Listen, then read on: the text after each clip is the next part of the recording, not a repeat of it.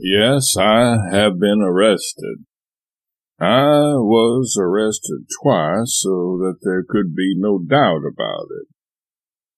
I have lived many years in the sight of my country an apparently uncut and blameless life, a model for the young, an inspiring example for the hoary-headed. But at last, the law has laid its hand upon me. Mine was no ordinary offense. When I affront the law, I choose to do so in no obscure, insignificant, trivial manner. Mine was a crime against nothing less than the federal government. The officers who arrested me were no common or garden policemen. They were clothed with the authority of the federal Constitution. I was charged with smoking a cigar within the government reservation. In fact, I was caught red-handed. I came near setting a stone pile on fire. It is true that the arrest was not made effective. One of the party whispered to the Marines what Governor Warfield was going to say, and did say, in introducing me to the audience at my lecture, that I was one of the greatest men in the world. I don't know who proposed to tell that to the Marines, but it worked like a charm. The minions of the law faltered, hesitated, quailed, and today I am a free man. Twice they laid hands upon me. Twice were overcome by my deserved reputation. Perhaps I ought not to say myself that it is deserved, but who am I to contradict the governor of Maryland? Worm that I am, by what right should I reverse the declared opinion of that man of wisdom and judgment whom I have learned to admire and trust? I never admired him more than I did when he told my audience that they had with them the greatest man in the world. I believe that was his expression. I don't wish to undertake his sentiments, but I will go no further than that at present. Why, it fairly warmed my heart. It almost made me glad to be there myself. I like good company. Speaking of greatness, it is curious how many grounds there are for great reputations, how many different phases, that is to say, greatness may take on. There was Bishop Potter. He was arrested a few months ago for a crime similar to mine, though he lacked the imagination to select United States government property as the scene of his guilty deed. Now, Mr. Potter is a great man. I am sure he is, because a streetcar motorman told me so. A motorman is not a governor of Maryland, but then Bishop Potter is not a humorist. He could hardly expect a certificate like mine. I rode with the motorman one day on the front seat of his car. There was a blockade before we got very far, and the motorman, having nothing to do, became talkative. "Oh, yes," he said, "I have a good many distinguished men on this trip. Bishop Potter often rides with me. He likes the front seat. Now there's a great man for you, Bishop Potter." "It is true," I responded. "Dr. Potter is indeed a mighty man of God, an erudite theologian, a wise administrator of his diocese, and exegete of—" "Yes," broke in the motorman, his face beaming with pleasure as he recognized the justice of my tribute and hastened to add one of his own. "Yes, and he's the only man who rides with me who can spit in the slot every time." That's a good story, isn't it? I like a good story, well told. That is the reason I am sometimes forced to tell them myself. Here is one of which I was reminded yesterday as I was investigating the Naval Academy. I was much impressed with the Naval Academy. I was all over it, and now it is all over me. I am full of the Navy. I wanted to march with them on parole, but They didn't think to ask me. Curious inattention on their part, and I just ashore after a celebrated cruise.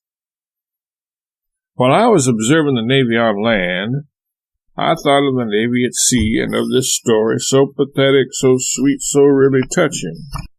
This is one of my pet stories.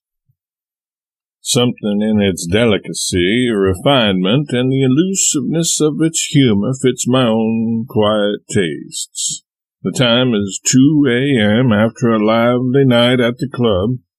The scene is in front of his house. The house is swaying and lurching to and fro. He has succeeded in navigating from the club, but how is he going to get aboard this rolling, tossing thing? He watches the steps go back and forth, up and down. Then he makes a desperate resolve, braces himself, and as the steps come around, he jumps, clutches the handrail, gets aboard, and pulls himself safely up on the piazza. With a light maneuver, he gets through the door. Watching his chance, he gains the lowest step of the inside staircase and painfully makes his way up the swaying and uncertain structure. He has almost reached the top when, in a sudden lurch, he catches his toe and falls back, rolling to the bottom. At this moment, his wife, rushing out into the upper hall, hears, coming up from the darkness below from the discomfited figure, sprawled on the floor with his arms around the newel post, this fervent, appropriate, and pious ejaculation. God help the poor sailors out at sea. I trust this matter of my arrest will not cause my friends to turn from me. It is true that, no matter what may be said of American public morals, the private morals of Americans as a whole are exceptionally good. I do not mean to say that in their private lives all Americans are faultless. I hardly like to go that far, being a man of carefully weighed words and under a peculiarly vivid sense of the necessity of moderation in statement. I should like to say that we are a faultless people, but I am restrained by recollection. I know several persons who have erred and transgressed. To put it plainly, they have done wrong. I have heard of still others, of a number of persons, in fact, who are not perfect. I am not perfect myself. I confess it. I would have confessed it before the lamentable event of yesterday, for that was not the first time I ever did wrong. No, I have done several things which fill my soul now with regret and contrition. I remember it so well. I remember it as if it were yesterday, the first time I ever stole a watermelon. Yes, the first time.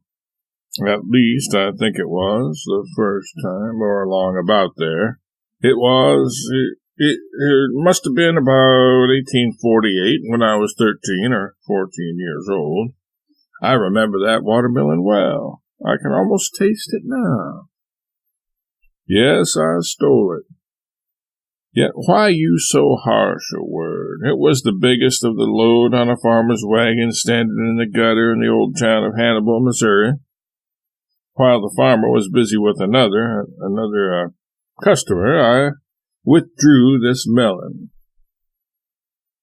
Yes, I stole is too strong. I extracted it. I retired it from circulation, and I myself retired with it. The place to which the watermelon and I retired was a lumber yard. I knew a nice, quiet alley between the sweet-smelling planks, and to that sequestered spot I carried the melon. Indulging a few moments' contemplation of its freckled rind, I broke it open with a stone, a rock, a dornick in boys' language. It was green. Impossibly, hopelessly green. I do not know why this circumstance should have affected me, but it did. It affected me deeply. It altered for me the moral values of the universe. It wrought in me a moral revolution. I began to reflect. Now, reflection is the beginning of reform. There can be no reform without reflection. I asked myself what course of conduct I should pursue. What would conscience dictate? What should a high-minded young man do after retiring a green watermelon? What would George Washington do? Now was the time for all the lessons inculcated at Sunday school to act. And they did act. The word that came to me was restitution. Obviously, there lay the path of duty. I reasoned with myself. I labored. At last I was fully resolved. I'll do it, said I. I'll take him back his old melon. Not many boys would have been heroic, would so clearly have seen the right and so sternly have resolved to do it. The moment I reached that resolution, I felt a strange uplift. One always feels an uplift when he turns from wrong to righteousness. I rose, spiritually strengthened, renewed, and refreshed, and in the strength of that refreshment carried back the watermelon. That is, I carried back what was left of it, and made him give me a ripe one. But I had a duty toward that farmer as well as to myself. I was as severe on him as the circumstances deserved. I did not spare him. I told him he ought to be ashamed of himself, given his customers green melons, and he was ashamed. He said he was. He said he felt as badly about it as I did. In this he was mistaken. He hadn't eaten any of the melon.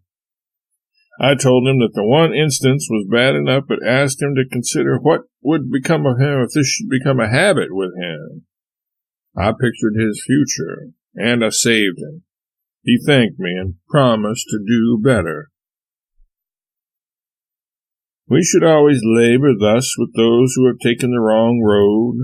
Very likely this was the farmer's first false step. He had not gone far, but he had put his foot on the downward incline. Happily, at this moment, a friend appeared. A friend who stretched out a helping hand and held him back. Others might have hesitated, have shrunk from speaking to him of his error. I did not hesitate or shrink. And it is one of the gratifications of my life that I can look back on what I did for that man in his hour of need. The blessing came. He went home with a bright face to his rejoicing wife, and I got a ripe melon. I trust it was with him as it was with me. Reform with me was no transient emotion, no passing episode, no Philadelphia uprising. It was permanent. Since that day, I have never stolen a